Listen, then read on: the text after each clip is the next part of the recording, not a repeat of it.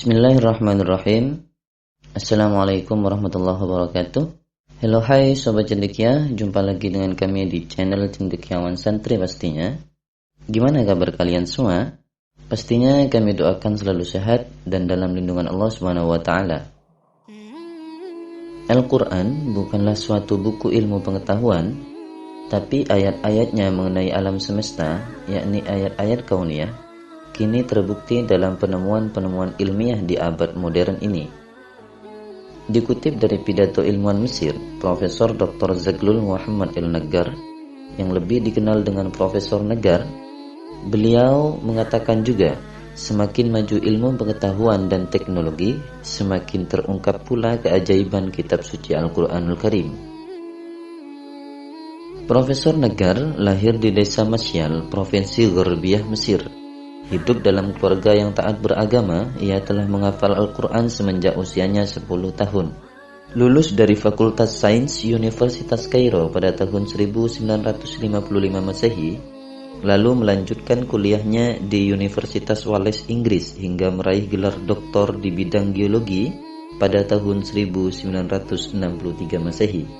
Ia telah menulis 45 buku dan 150 artikel ilmiah dan membimbing 45 mahasiswa program master dan doktor di berbagai perguruan tinggi.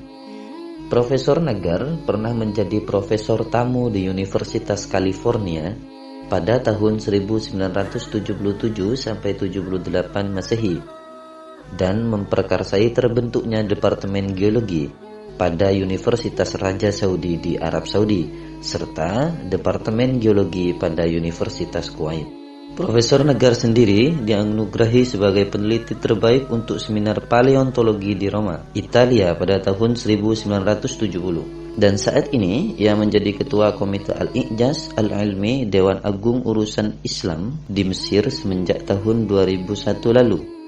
Oke, lanjut. Pakar ilmu bumi geologi tersebut mengupas beragam penemuan ilmiah mengenai alam semesta yang mengamini hakikat kebenaran Al-Quranul Karim.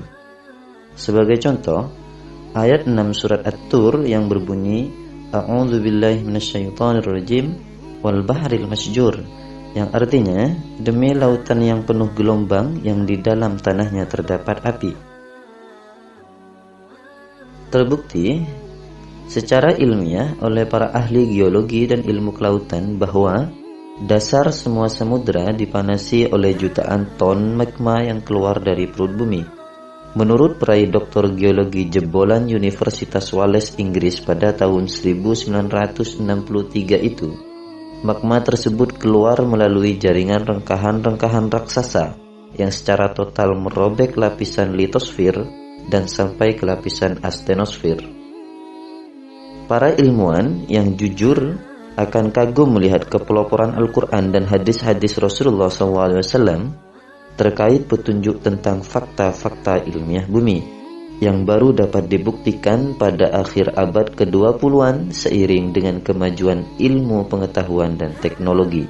Fakta ilmiah lainnya yaitu terdapat pada ayat 15 dan 16 surat At-Takwir yang berbunyi A'udzu billahi minasyaitonir rajim fala uqsimu bil khunnas al jawaril kunnas, yang artinya aku bersumpah dengan bintang-bintang yang tak tampak, yang bergerak sangat cepat.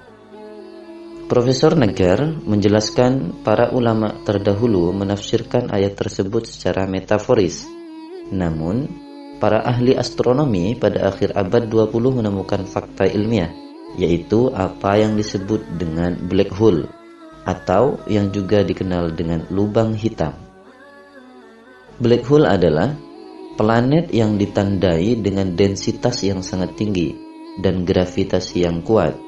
Tempat zat dan semua bentuk energi, termasuk cahaya, tidak mungkin lepas dari perangkatnya.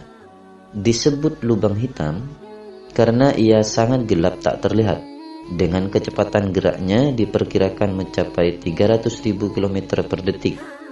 Black holes dianggap sebagai fase tua kehidupan bintang yang didahului ledakan dan zatnya kembali menjadi nebula.